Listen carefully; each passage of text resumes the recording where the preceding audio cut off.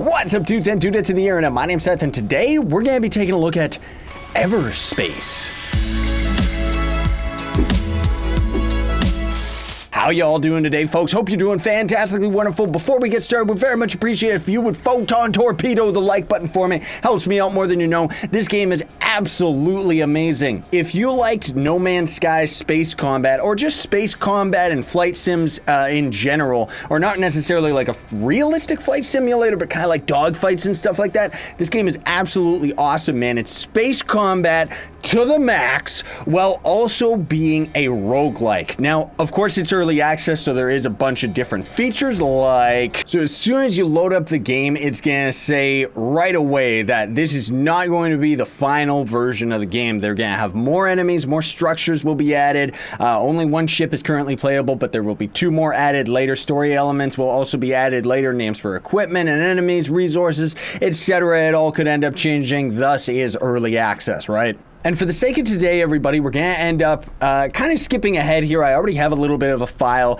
a little bit further on the line, just because I have been absolutely loving this game. Like, seriously, I've been having an absolute blast with it. Of course, it does have controller support. Personally speaking, I would highly recommend using a mouse and keyboard, just because a lot of the dogfights, like, as near as I can tell, there's not really that much in terms of mobility for your character. So a lot of the dogfights involve you, like, doing crazy sporadic things with the mouse and everything like that. So using a controller could end up being a little bit of a problem, right? Now, the thing that's so cool about this game is the fact that it's a roguelike. So this is kind of its own instance, right? So there's different levels to the area. We'll talk about all the gear and stuff in a bit, but right here. So I'm in Sector 2. You start out in Sector 1.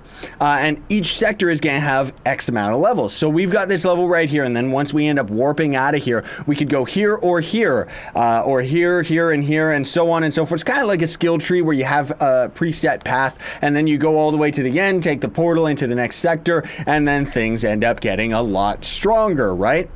Now, there's quite a few different gameplay aspects as far as just exploring one little area is concerned, you know? Like, each area is very, very fleshed out. So you can see over there we got plasma field, which would end up destroying our face if we ended up going into it. I also saw, I don't know where they are. Oh, there they are, way in the distance. So we got a mining drone, but then we also have a bunch of outlaws that seem to be causing a little bit of trouble to them. Yeah, they're actually destroying those drones.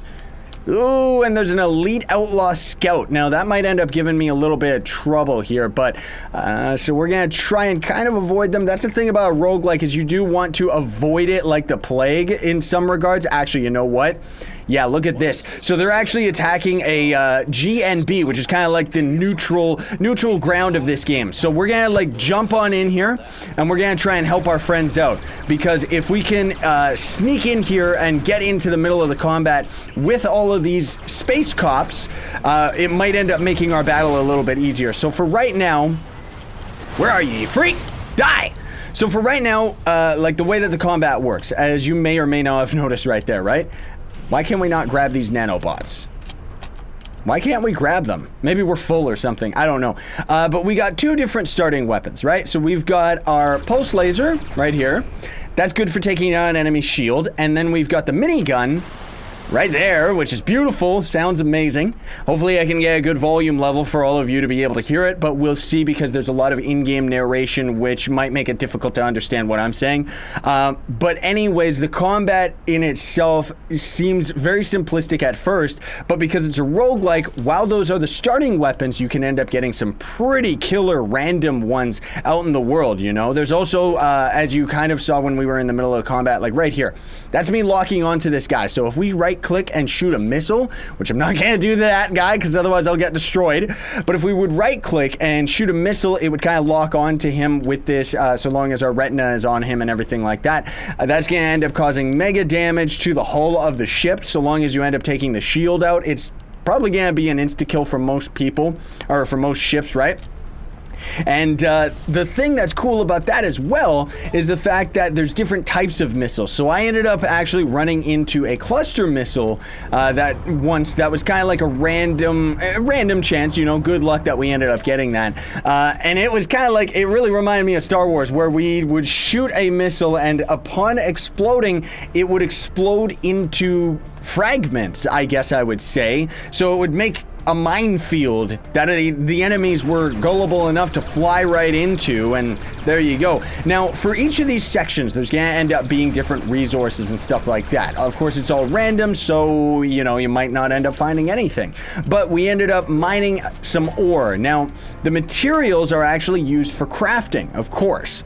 And you can end up crafting yourself like you can see right here. So, for our pulse laser, we can either upgrade it, which we actually do have a bunch of different mods that we could craft. Okay, cool. So we can add the crit hit chance, energy consumption, because everything in the game takes energy. Sprinting, shooting, it all comes from the same resource. So you gotta be very, very careful and balance it out. You don't necessarily want to sprint into combat and then start fighting, because then you'll be out of energy when you end up getting into combat, right? Or just shield damage, which is definitely something that I want to end up doing. Or you can end up building a new one. Now, the only reason that you would want to do this is just if you're trying to build like more resources or something like that, like consumables, I would say, right? Because you don't really want to end up taking up an extra inventory slot for any of these, right? So we've got our primary weapons right here, the two. And you can see you can only have 2 at a time. So if you find something out in the world, you're going to have to exchange it and kind of decide for yourself. Your secondary, you can only have 1 light missile as well. Devices. Now, you can either have a shield, which is just your basic shield. You know, you take damage, the shield goes down. You wait a long enough time, it ends up recharging. Or you can dump that for something else. But also, we've got an energized boost, which is kind of like a super sprint, let's say, and it's kind of like on a cooldown, right? And then we've got consumables, we got damage boosters, you could end up building some new stuff, so we got energy injectors, which is just going to instantly bring our energy back up, or a scanning probe. So the scanning probes are pretty cool. I'm going to show you this right here, okay? So long as I put on my energy. Oh well, rip me. But there's our scanning probe, right? So you can use them as many times as you want in a given area, but you don't want to use too many of them, because otherwise, of course, it's draining all your resources. But that pretty much lets you scan the whole area. So now you can see we've got mineral crystals and stuff like that. And just for the sake of today, we also do have our damage boost on right now. Let's actually attack these space cops. See whether or not we can end up actually beating them. I very much doubt it, though, because it seems like we're just getting ourselves absolutely wrecked here. Man alive. Yeah, we've got our shield absolutely destroyed here, so... Oh, boy. Oh, I see. So we can shoot missiles out of the air, too. It's a good thing that we got to mention that. Maybe it would be nice if... I didn't expect to win, folks. I really didn't, because I wanted to show you this. So that was a duration of half an hour on that total life form, right? So we got kills, credits, and it got to the sector. You get some new blueprints. Now, blueprints kind of carry over as near as I can tell. But the biggest thing, this is what separates this game from the rest. This is why I love it. So first of all, here's our starting ship. The second one's not there yet, and neither is this monster, which would be beautiful. I cannot wait for those extra ships, right? But the thing that's so cool about this game, and while lots of roguelike games do end up doing this, a lot of them actually do lack a sense of progression, right? Because the game usually just ends up getting harder, or you gotta just get a lucky run to end up getting to the end. What this game ends up doing is every time you die, all of your credits can go towards getting perks, and the perks are gonna stay on your character no matter how many times you end up dying. So potentially it means that the game is going to end up getting easier and easier, right? So at least it's got a sense of progression where you can end up getting like this whole hit points or shield recharge time, rare loot chance and stuff like that, you know, and it's all gonna end up costing all your credits, or not all your credits, all the resources and junk. Of course, the credits do not carry over. Like, once we end up going into a mission, it's going to delete all the credits that you have, so it's good to spend as many as you can. Now, I can see that end up being a bit difficult in the late game, because I'm sure some of these upgrades would be absolutely insane as far as cost is concerned, so you'd have to go on a pretty long run in order to be able to buy one upgrade, but at least by then you would end up being pretty powerful, right? So credit loot bonus. Of course, this would be what I would recommend the most, is upgrade the amount of credits that you can end up getting for each time you go through a mission, right? So we're going to end up getting, increases the amount of credits found, which potentially means that we're going to progress a lot faster, etc., right? So really, really enjoying it. Absolutely loving the game, you know, just having an absolute blast. And also too, like, the interface is really nice. You don't have to go through every single one of these things to see which ones you can buy. We know that we can buy device slots or a sector scanner. So this adds additional information to the sector map,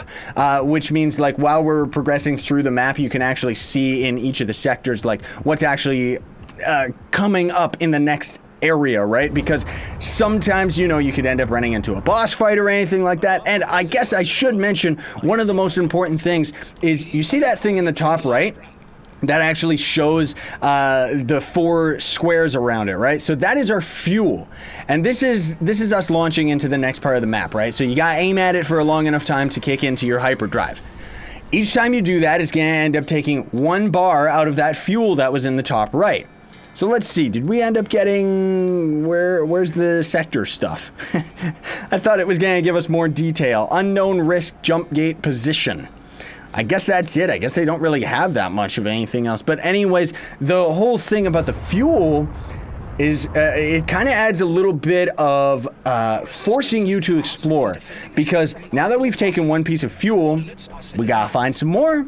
And we gotta find some more by shooting down ships or getting lucky with a bunch of other stuff. What is that guy? Why is he a star? Is he a super fighter or something? I don't know.